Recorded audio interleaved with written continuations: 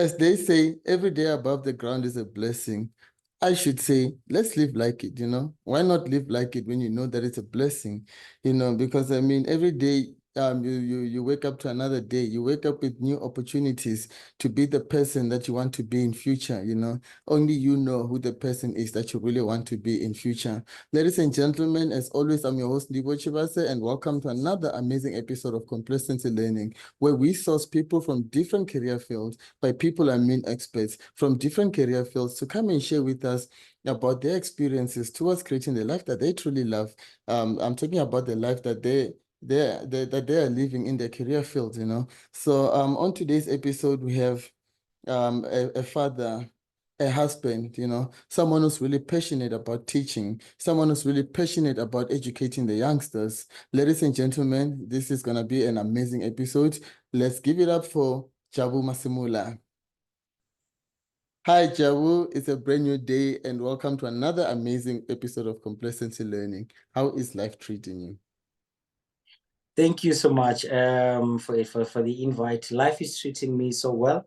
I accept the challenges because I grow and I become stronger and more stronger.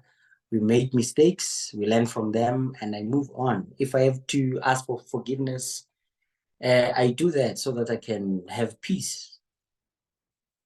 Nice, nice, nice. I see.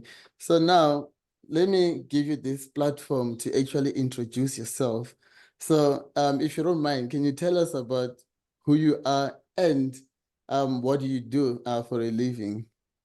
All right. I'm Jabu Masemula from Pretoria. I was born in Bronkhorstspruit in a small town or township called Nkangala. That's where I was born.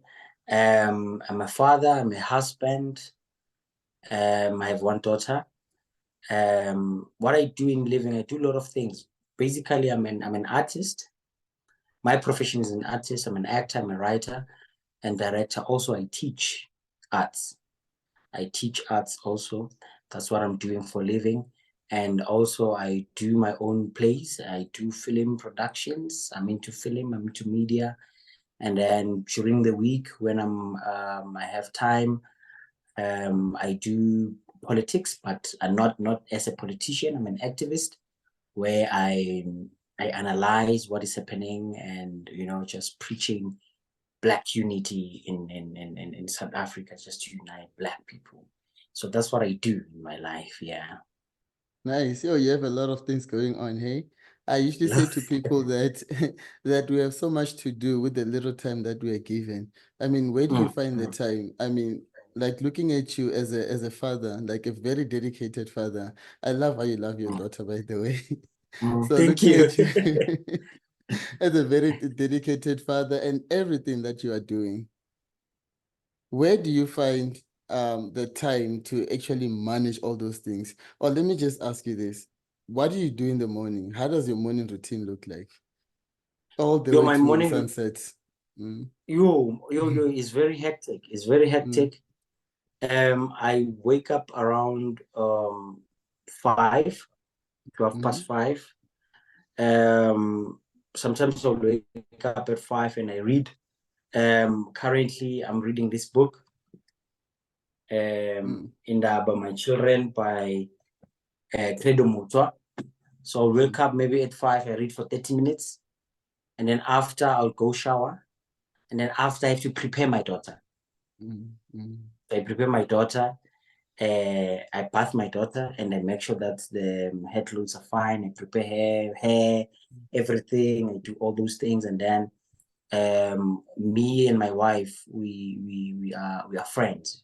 Basically, we are twins. Many people say we're twins. We help each other. She will do lunch, and I will make sure that our clothes are ironed. And then after that, we have a breakfast, and then they go, and then I go to work. I'll work from in the morning till maybe latest 4 past 4, depends on the day. After that, I come back, I gym. After we have a program here at home where Monday we do this, Tuesdays games, Wednesdays this movie. We do that for like 2 hours. We bond as a family. And then after that, it's my time. I go study. If I have a monologue to do, I have auditions to do, I prepare those. And then I'm writing scripts. I read books. I read news. I read what is happening. And then I listen to podcasts. And then I will sleep around 12, 11, depends on the day. So that's my day. And then during the day also, I'll look at auditions. I'll look at how to improve in what I'm doing while I'm working. So I'm a very busy man. I'm a very very busy man. I like the fact that in one of your videos, you said that doing all those things doesn't make you less of a man, you know. And also just now you just said that you support each other, you know, because at the same time you guys bond. It's not that it's one person's responsibilities, you know, it's both people's responsibilities. So now speaking of that, right? What do people often misunderstand about you? I grew up in a Ndebele community. And Ndebele community, they are more of a culture. A man must do this, a man must not do that. A woman must do this, a woman must not do that. I grew up in a township where culture was you as a man, your job is this one. You do this. This is your job. This is a ladies or women job. So what people, especially men, they don't understand or misinterpret about me. They think I'm weak. I'm a weak man, or I'm a lesser man because I cook, I clean, I do laundry, I bath I bath my daughter, and all those things. You know, I make sure that if my wife cooked, I wash dishes. If my wife did that, I do that. So they think my wife maybe sometimes controls me. So they confuse controlling and love. Because if I love you, I don't want to see you suffering. Understand? We need to balance each other. I had to reach a state of awareness. State of awareness is when you sit down with yourself, inner self, and say, what do you want? I remember telling my wife that when we go to a house, there's no culture. The cultures that they taught you at home and the cultures that I know from home or community or wherever, church, wherever, they don't apply in our house. Let's have our own cultures. So our culture was that we are one character. We need to work as a unity. We need to do most of the time I do things that men will say, no, I cannot do that. It's for women. I remember I used to wake up at 2 a.m., do bottles for my daughter and all those things. And when I tell other men at work, like, no, you're weak. So they misunderstood love, and they interpret it as weak. You're not a man enough. You know, so those are the things that, but I like those. I like having such conversation with those men, because end of the day, most of the time, I manage to win 3 or 4 to show them that you're actually a man. You are responsible. You're not weak. You are responsible. You are responsible. You need to take care of yourself, and you are learning all those things. You won't be a useless man if anything can happen to your wife or woman, or you get a divorce. Now you're useless. You need to be able to clean your house, cook your house, take care of your children, and all those things. You are a man, because both of us, women and men, we are human beings. This thing of gender is just a system that came with colonization and culture when they met. It's a history that will explain some other day. It's deeper and it's long. So it's something that they taught us to believe. But end of the day, we are humans. That's why there's inequality, because of gender. We are humans. All of us, we are humans. So we need to treat each other as humans. When I see a woman, I see a human being. But sometimes men, when they see men, they see humans, they make them humans. When they see women, they see objects. Oh yeah, no, I can relate to what you're saying, like in a bit, like in a way, but not like fully.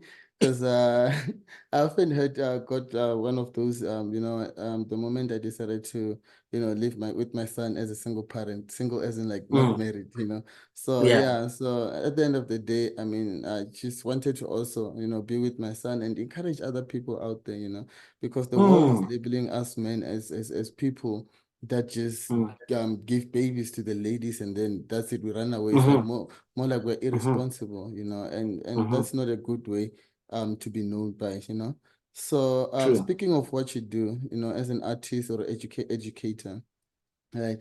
What do you enjoy about your work every day? What I enjoy about my work is that I have opportunity every day to decolonize a Black child. Every day I have that opportunity to make an impact to a Black child. It could be theater where there's audience. It could be television where the audience is at home. It could be when I'm teaching with my students, my art students and the music students that I met. I always have an opportunity to make change. I always have an opportunity to change a Black child's life, just to show them how the system is brutal, and also to make them feel proud to be Black, to make them feel proud to be young and educated, to make them to see hidden systems that were created to trap us Black people, either in the art industry or academic. So every day when I wake up, I have that opportunity to talk to someone every day, to change. Every day, there's a life that I change. That's what I love about my work, because my work, I love people, and both my work, being art and also an art teacher, it allow me that opportunity to have people around me every time. Teaching is such a great career, ne? Like, I mean, just imagine going to work and everybody's saying morning, sir, and that time you look at Yes, them, you are reminded that you have an opportunity to change the world, So I feel that on its exactly. own, it's amazing, So yeah, no wonder why a lot of Yeah. people are moving into teaching, by the way. So over their career as a Sorry to teacher, disturb you. okay. Sorry to disturb you. I had an opportunity to, when I decided to do, because my initial plan was not to be a teacher, but when I was studying at university, I saw that, okay, I'm doing more of arts, I can collaborate the two. And I had an opportunity. There's a school that really wanted me a lot, and that school is in suburb. It's a big school, and they're paying a lot of money and all those things. But I told myself, no, I declined that offer, And the principal of the school called me a lot, like called me many days to just say come and work. But my interest was in working in townships where most young people, they think there's no future for them, and I just arrive as a seed, that seed that grows where there's infertile soil and produce more, So that was my interest, why I wanted to go that route. Sorry to disturb. Yes, let's continue. Oh, not a problem. I mean, that information is worth sharing, Because Yeah, yeah. somehow, we never know what we really want to be until we really get to experience it. I also never wanted to be to be a teacher, but something just kept on pulling me and say, "Hey, where are you going? This is where we want you. We want you to change the world." So basically, that's the message that I got from the universe. So now, now over the years, in your career as a teacher, what is the most important lesson that you've learned? The most important lesson that I've learned is that we are dealing with humans that are affected by different problems, and they cannot perform at their level best because of those socioeconomic issues. And all of them, they are different. So what I've learned more is have what you call, I wanted the word,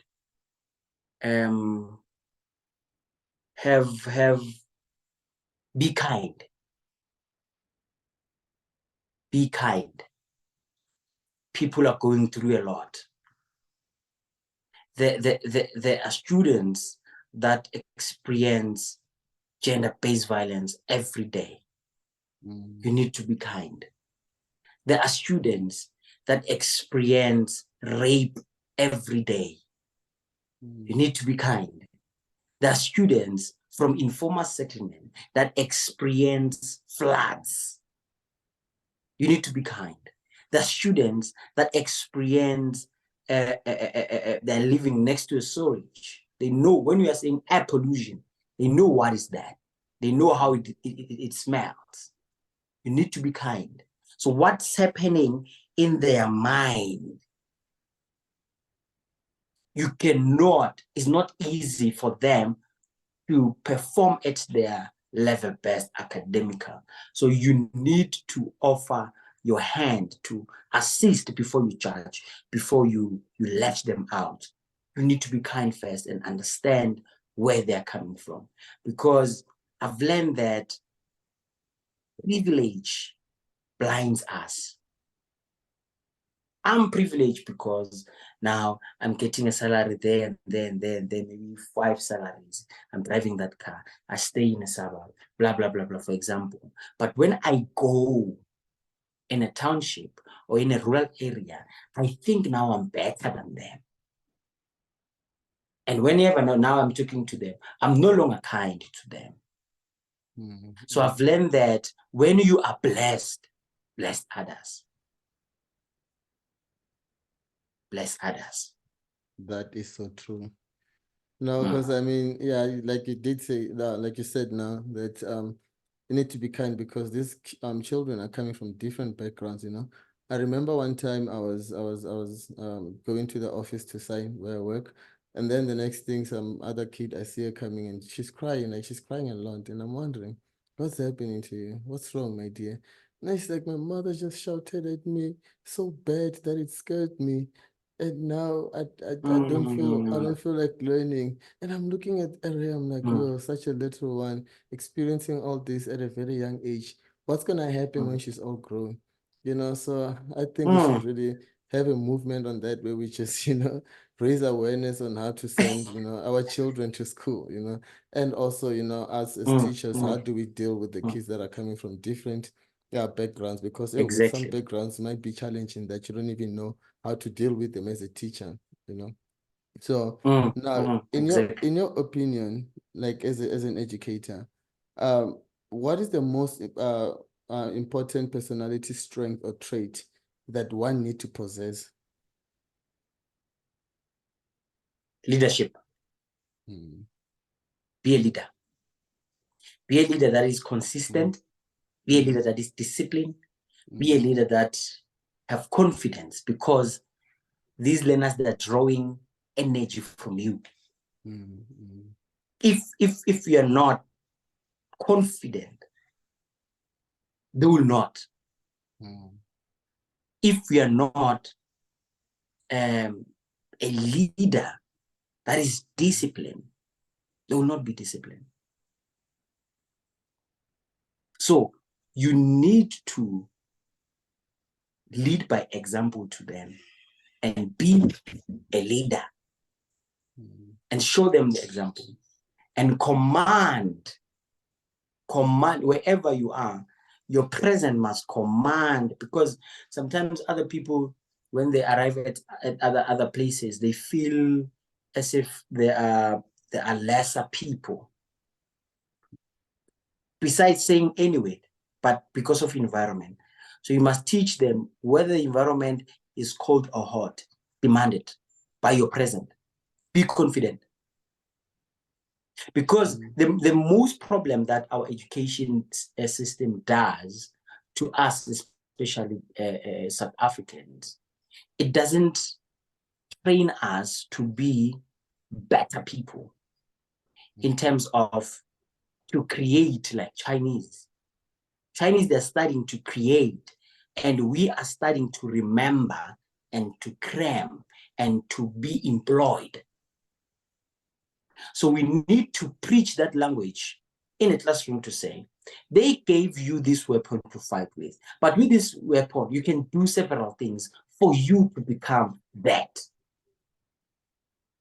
Because the system was created to say the curriculum is from Western, everything we are consuming is Western, so the system is like that. And the education system, it doesn't evolve. The world is evolving. We are on the fourth industrial revolution. Our interview now, I'm at home, you're at your house. But education system is still using a textbook that was written by someone who died, I don't know when, but we still believe in that theory. It has evolved. The education system is not evolving. Why? Because it's a threat to us. So we need to preach that language to these learners, portray such those things. And when you speak and they feel and they say it. And so that they also gain that momentum, and so that they can have two eyes, not one eye. Two eyes, it's when you read the subtext of a situation, the subtext of whatever is happening around you, and say, no, I don't deserve to be treated like that. Yes, I might not have that and that, but I don't deserve to be treated like that. And you know that, okay, I don't have a car, but if you are giving me a lift and you shout at me, you don't have to treat me like that. It's fine, I'll walk. And you enjoy that walking. We need to implement that. We need to teach them that. Because the only thing that we're teaching them is to remember, and is to make sure that they remain in this cage. You know? So we need to teach them that there's a cage that you need to open, and you need to open it by fire, by force. And how are you going to use this education? One thing that I portray to them is that I use this education system at my advantage. Now I'm no longer using it to cram or to remember. Now I'm using it, I'm opening it so that it can open businesses for me, because I've grabbed what is needed, and I have learned that all the corners with, oh, this is how it works, this is how it works. Okay, I can do this. You need to learn the subtext of it, the behind meaning of it, how it operates, how it works. Not only just you go there and you teach. Go there and create great people of the society. Wise words from a wise man. I'm telling you, man. This is something wise, you know. It's something that, like, as you're talking and I'm listening to you, I'm like, yeah, no, this guy really knows how to penetrate one's heart, eh? Because as you're talking, you're penetrating my heart, like for real, man. Yeah. We need to, you see that penetrating you're talking about, we need to talk about, because our education system is teaching us to hate our color, to hate being black, to hate being a black child that is excelling. For example, I made an example one day. There's one learner who pronounced a word wrong, and then they laughed. And then they made that learner to feel the confidence went through the window, you know? And then I said, if a white person comes here and pronounces an English word wrong, you won't laugh, because you already thought that this is the person who drives this car. So it's correct, even if he or she is wrong. And if a white person can come and say, sawubona, not sawubona, you won't correct that person. Actually, you are going to applaud her or him to say you are trying, but your own sister and your own brother who's trying another foreign language, you are making fun of him. How is he going to excel? How is he going to try again with this English thing? The only people who are flourishing in speaking English is Africans, and they are most poor. The most poorest people is Africans who speak good English. Chinese, they are learning English for business, to get customers, to get market. That's why the teachers are abroad teaching English, they're teaching this is a book, this is a cup, this is a, so that they can get the fundamentals of speaking the language, so that when they're going to trade, they're able to hear what is happening. But our English is advanced. That's why teachers will come back from China after 5 years. His or her experience, it won't do anything in South Africa because the English they're doing the side, our curriculum is advanced. So speaking of education evolving and just the world also itself evolving, where do you think the future of education is going to take us? Nowhere. We're going to remain where we are. It's like saying it's 2023. We are going to 2024 and say 2024, it's my year, but you are not changing your character. You are not changing your ways. We are still doing the same thing that you're doing it in 2023 and 2024. Nothing will change. You'll always keep singing, it's my year, it's my year. It's like education system. Education system is the car that it doesn't have wheels and engine. For it to move, it needs engine and wheels. And the most important thing that is not there is the engine, because the engine is the car. The car is not the body. The body is the engine. We are lacking that engine. So the education system will continue to create employees, will continue to create professional beggars, will continue to create house Negroes, will continue to create neocolonialism, will continue to create slaves.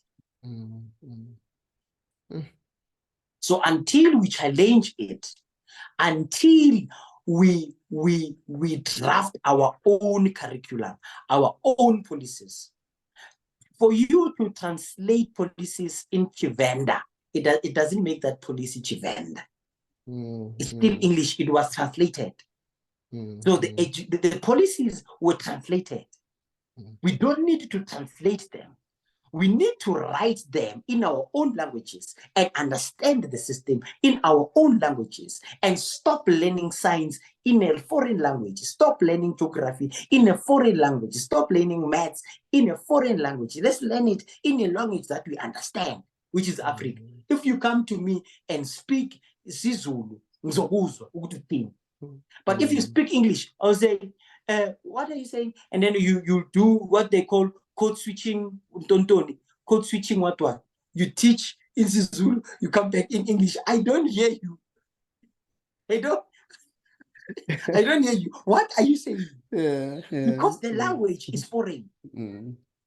Number two, why we will not go anywhere with education system is because it's not aligned with economy. If your education system is not aligned with economy, you'll continue to be a slave and you'll be recolonized. Because your education system is that. For example, now we are using Wi-Fi's. There's been Wi-Fi in the Western Northern Hemisphere. It was there. It started there. So now we are surprised. Now we are using it and say, yeah. No. Why? We are behind. Just like we're the not story supposed of the, to be. Sorry. Just like the story of the cows in the mirror. Yes. Yes, exactly. So now our education system is not working and it won't work. Why? We are depending on Western whatever, Northern Hemisphere. We're depending. Yet we have resources that and minerals that education system doesn't teach us about. There's the Cullinan mine, the first diamond that was found that is hanging there in London. King Elizabeth, what, is there. The first diamond that was found here in Cullinan in South Africa. We are not learning anything about that. We are not learning anything about secondary activities, the manufacturing. The only thing we are doing is primary activity. We are farming, we are mining, we export. They go And that side. learning about grasshoppers. And we're learning about grasshoppers and longest rivers. How are they going to help? And longest river. How are they going to help you? In an interview, they won't ask you about the longest river. They won't ask you to define a flower. They won't ask you about that. Why? They created this system so that we are blind. We are blind. The education system, it's a blindfolder. We are focusing on the black, yet there's a light. The light is resources.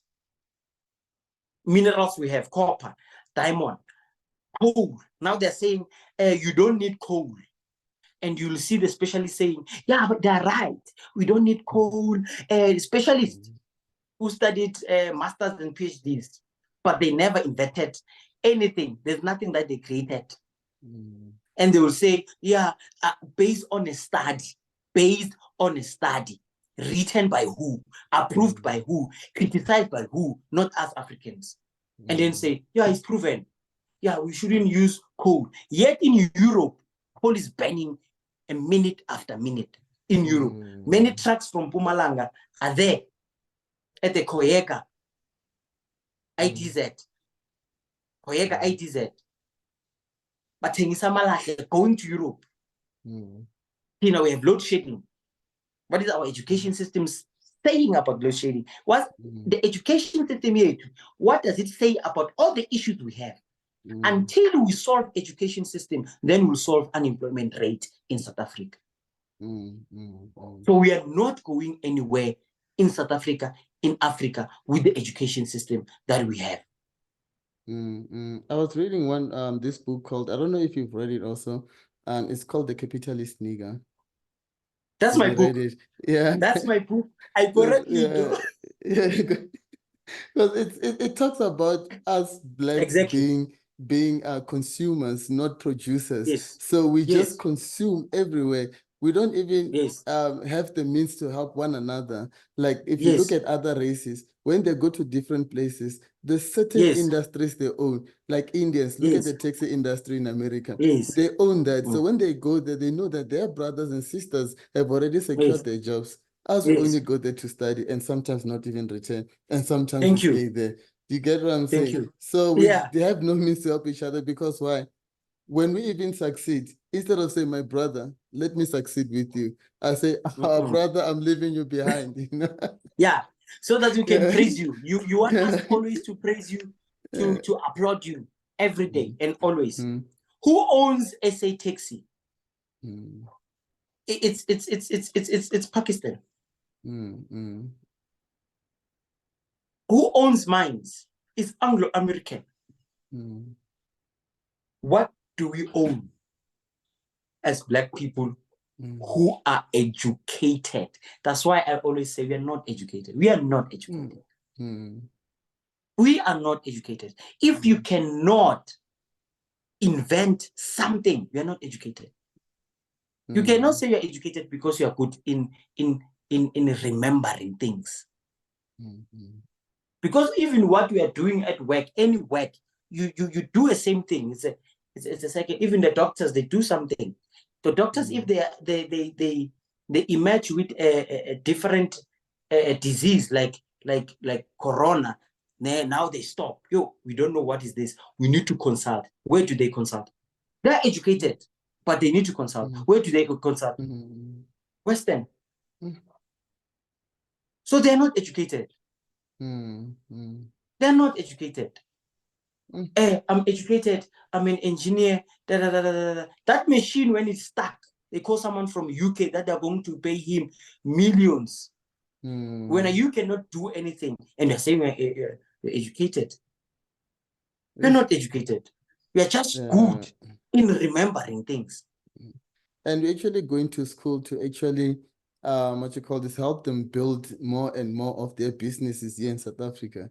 Because as you can Yes. see, most of them, they don't even belong here to South Africa. They belong out there. That's why you see now, if you check on LinkedIn, you'll see there's probably people approaching you about products that they want to make global, and then they sell this thing of what you call this, this thing where you earn a commission through referring, like that's how you promoting their brand. Yeah. And they Networking, just yeah. and then they're giving you those small peanuts and they make it look like, wow, you're making so much money. And then they continue to And then they call it a business. yeah, because they know that they're South Africans are consumers only, We not are consumers. producers. Yeah. Thank you. And that Yeah. book says, that book, there's a chapter that says, Mm. if we cannot produce our own food, Mm. our own medication, our own houses, our own building materials, our own medication, we will be recolonized. Mm. And it's happening because now the neo-colonization is recolonizing us. Mm. It's happening now. But the education system, it doesn't fight. It doesn't prepare. It's like we're in the army and then they're training you with eggs. When they're fighting you, take an egg, throw at them, Paul. Take an egg, throw it. That's what is happening. And then they say my bad. And then they say my pen. Yet in the Western, they have little bombs, they have guns, they have all those things. When they come here, they will kill you. They will kill you. That's why their education system is evolving. It's moving. Ours is just, look at what was happening when they were announcing metric results. I'm embarrassed to see that. A whole national results, national TV, and that's what we got. And our minister approved that, Minister of Education. No, man. No, man. I always say, Africa and South Africa, continent and a country, we won't go anywhere because we are led by fools. We are led by politicians who only open their mouths to eat, not to challenge the system, not to say this education system is wrong. Let's sit down. Let's break it down. Let's have our own. How do we empower our own? How do we make sure that our people will be great people? How? When white people, they wanted to build ESCOM, they took their children to Western countries. They studied engineering. They built ESCOM. When they wanted to build banks, they took their children to Western countries. They came back here. They built Old Mutual. If we can have a crisis of water in South Africa, our education system is not fit enough that we South Africans, South Africans, solve it. We need to call Chinese. We need to call Jews. We need to call.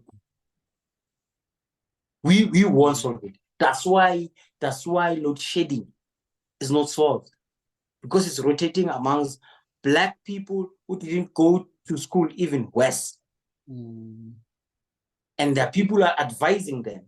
No, we need, they end of the day, they need to go somewhere and consult and find a person who's qualified to come and solve load shedding in South Africa. Borrow money, and even borrow money for solution. Yes, IMF. Yeah. They borrow money for solution. Yeah. But what can you say? We are not producing, we are consuming. Our education system teaches us to consume. That's why when you're at university, you hope when you are done, you get a job. What do you want to do? You want to consume. You want to be a professional slave, professional beggar. Yeah. Yeah, no, that is true. You hit it straight to the core. Eh? So, so speaking of that, I know that there's people that are listening, and some of them are probably thinking of being educators in future. So, to those that are thinking of being educators in future, what piece of advice can you give them? And also, if what kind of books or movies would you recommend that they read or watch? I will advise them. Number one, they have passion. Mm. Number one, they have passion for education. Mm. Number two, you don't just need a passion, you need love, because it's going to train you. It's going to train you a lot. You might work at a school where there are no resources. You might work at a school where your ideas are null and void. You might work at the school where you don't have a say. There's only one person who has a say. You might work at the school where in studyism it's a problem. So it's not about only the passion. There's external issues that comes. You might work at the school where they step one of your colleague to death, and tomorrow morning you need to go back to work. You might work at the school where drug abuse is a thing. You might work at the school where when you tell a learner, remove that cap, and say, who are you? Tell me to remove that cap. I shut up, man, ma'am. Umagim. You're going to be trained. You're going to lose that love slowly. Others are walking zombie. They are zombies. They're dead spiritual. Others, they're coming there for that salary to pay the bond and the house to maintain that lifestyle. That thing of teaching is no longer there. So you need passion to love. You need passion, you need love, you need patience, because you're going to deal with different learners. And learners will fail and they'll ask you to account, and you are not there at their homes to push them to study. If they decide not to study, there's nothing you can do. You're also going to deal with parents who think they are better than you. You're going to deal with parents who are spoiling their children. And when you discipline them, they want to discipline you. They want to take that braid out of your mouth. Just to show them that should show you that they are powerful. They have a say. So what I can suggest is have passion. I won't say, I have a reason why I won't suggest books.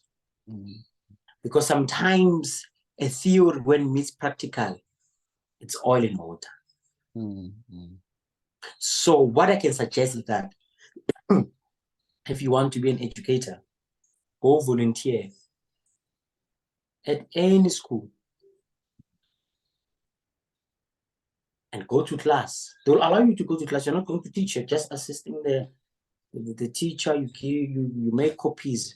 Go there, observe the environment, observe what is happening day by day, and then decide after.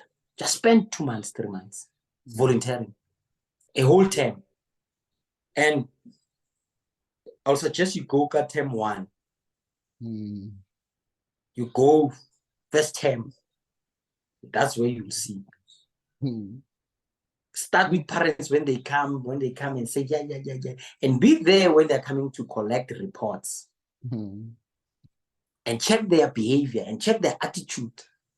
And after decide, do I have a passion for this? Do I have love for this? Would I be able to stand that? Attend morning briefings, staff meetings, where the meeting is hot and we exchange words. And you feel like, I don't belong here anymore. and see the frustration of teachers and interview those teachers, have conversation with them. How is this? How is this? How is this? How is this? And then end of the day, draw your own conclusion and say, I want to do this or I don't want to do it. That's So the best I would say advice. don't watch movies. Yeah. Don't watch movies because I'm into film. We know how to manipulate a bad thing to a good thing. Storytelling, we know. You'll think, yeah, it's beautiful. Guys, no. Those are our films we want to sell. We want money. Books are good. They have knowledge you can read, but it might differ when you go for practicals. That's where the challenge is. So go and experience. Experience is the best teacher. Go and experience and then decide. Oh, experience and decide, and more like put yourself in those shoes. Yes. And see if those are the shoes you want to be in future. You know? Do they fit? Yeah. Do they Yeah. fit? Yeah. Do they fit? If they fit, good for you. If they don't, then think about something else. Find your other passion. Early. While still early. Find another Well, passion. Go play soccer, do something. Yeah. Because you will be depressed. Your entire life of teaching, you'll be depressed. And you'll be depressed. Why? Because you're teaching different learners every year. And they're coming with their own challenges. And you were depressed by 2002 learners, but now 2024, you're still depressed because it becomes more and more and more. That is true. You know, that's why we have cases where teachers, they just collapse and die. Teachers, they just whatever, they are sick, they're all those things. So it's because of that depression. Others, they're not aware of it. You know? And also others, they lost they divorced because of their working, the pressure from work. Now at home is no longer nice. So those are the things that you need, the external factors, you need to check them. Yeah, I have to say that it's really an honor to have you on this episode. Like what the words, the message that you're sharing with us, it's really amazing, I must say.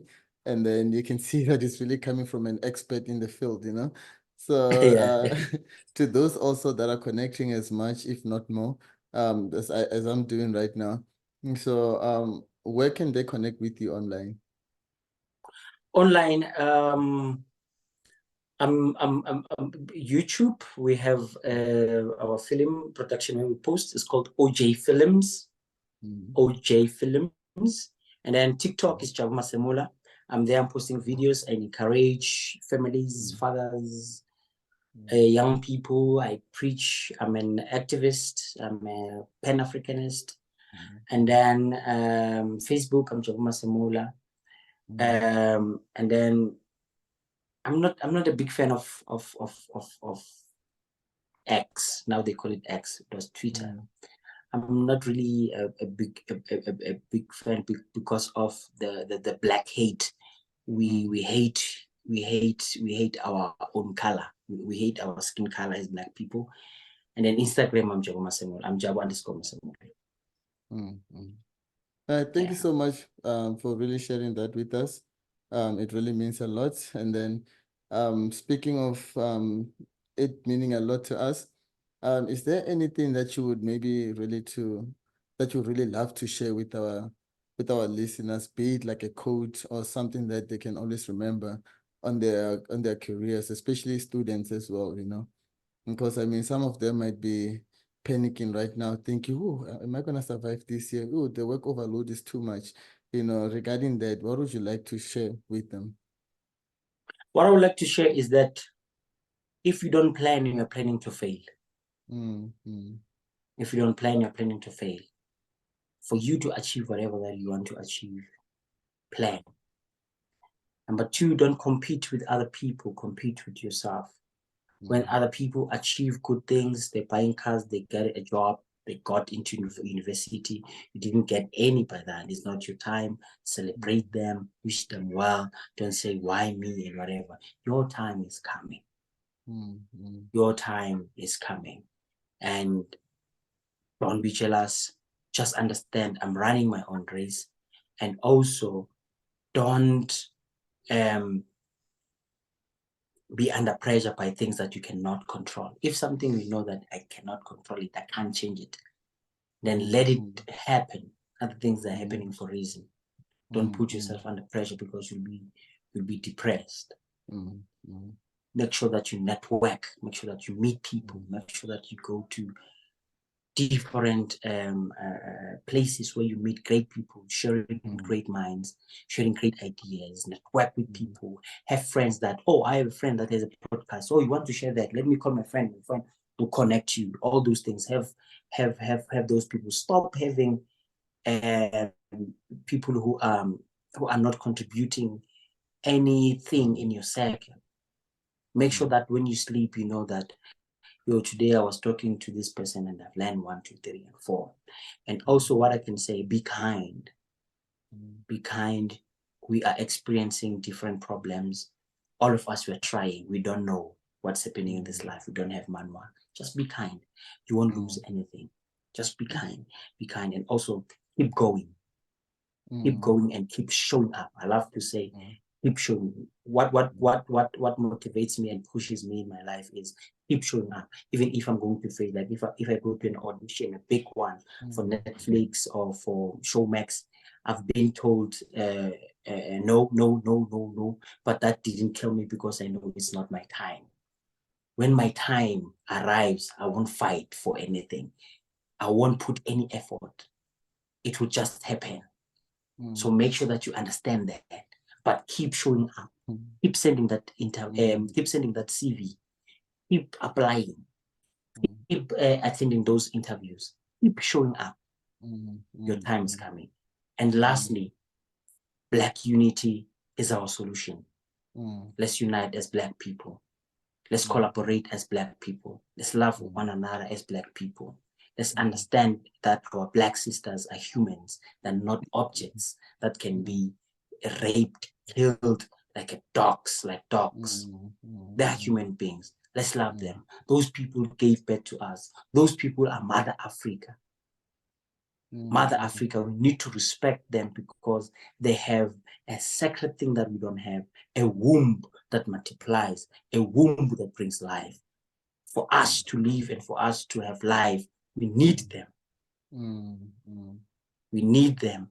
And let's unite as Black people. Let's love one another. Let's sit down, discuss businesses, and do like Jews. They're doing business, like Somalians, like Pakistan. We can do it. We can do it. Let's win South Africa back to our hands, and let's also be one of the race they refer to that is making good things, not always they refer to as crime, GBV, all those things, drugs and everything. No, it's good to drink alcohol. It's good to party, but balance. Have a vision, have a plan. Where are you going? Plan. Because if you don't plan, you're planning to fail. It just reminded me of something I heard from Les Brown, you know, like on one of his videos titled "You Have to Be Hungry," you know. He did say that speaking of you facing no and other people just facing no's and no's and no's, but at the end of the day, that rejection is supposed to make us want it more, you know. So Les Brown said some people are so negative that they have to say no 7 times before they can say yes, you know. So we just have to keep pushing and pushing, you know, because at the end of the day, like, people don't see your vision the way you see it. So you need to keep pushing until they also see the way that you see it, so that, you know, that moment you start to connect, that is when it's, because one of my guests that I've invited there, she's her name is Oleka Makuba. She's actually the last time we had a chat, she was a director at the Department of Justice. So I don't know if you watched. It was like my first episode, by the way. So, Okay. yeah. So she did mention that, you know, above everything, you need to put what you call this passion, you know. A lot of things are going to happen to you, but as they happen to you, you must know that they're happening for a reason, you know, and you must remember that they are there to build you, not to destroy you, you know. So in the world of today, you're actually building the character that you want to be in future, you know. So like it's gonna happen a lot where we just hear no and no and no and no. But at the end of the day, you have to decide whether you want it to, you want the pain to break you or to build you, you know, because it can do any of the two. But really, I really want to say I really appreciate you sharing that. It has been a very great honor for you to come and share with us such an important message, and especially in a time where we don't really have a lot. I mean, we don't really have much time with a lot to do, and you managed to come and share with us such an inspiring message. I really have to say thank you for that, and I applaud you. I know I can never thank you enough, but I can say thank you. Thank you so much for the Uh, opportunity. I really appreciate you inviting me, and you saw something that maybe you like. This guy can share something, and I'm grateful for that. And also, I'm also inspired by you being a father that is responsible, a single parent, and you are doing a great job. And continue to push that movement to other fathers, motivate them, and let's take responsibility as fathers, and let's love our children. Whenever you stop not supporting your child, you are not if you stop supporting your child, basically you're saying my child suffer while I'm still alive. So stop fighting your battles with a child, whether with a mother or a father. Children are genuine. Let's treat them like that. They're a blessing. So yeah, come up with that. Thank you so much. I have to say that it goes both ways. I'm also inspired by you as well. You know, the kind of love that you show into your daughter. It also reminds me that, you know what, you also have a child that you need to show some love, you know. If he can do it, we all can do it, you know. So yeah, but really thank you. And let's continue to have some chats and, you know, meet probably for coffee and discuss some ideas. Yeah, But yeah, until, definitely. Let's do that. Let's all do right. that. All right, no Yeah, problem, man. yeah, But really, thank yeah. you. We should communicate further. Thank All you, right. brother. All right. Thank you so much, man. Commander, salute. Okay. Sharp, sharp. Sharp, sharp. Indeed, it has been an honor to be blessed by such a gentleman, you know, Mr. Jabu Masemula, who really blessed us with such an amazing content. Let us know about how you feel about the content and on the comment section. And while you're doing that, please remember to like and subscribe so you are notified when we post a new episode. And also, ladies and gentlemen, please remember to enroll your child for tutoring while there's still time, you know. It's better to prepare and prevent than to repair and repent. That's one of the best quotes that I've read. Ladies and gentlemen, until then, stay tuned.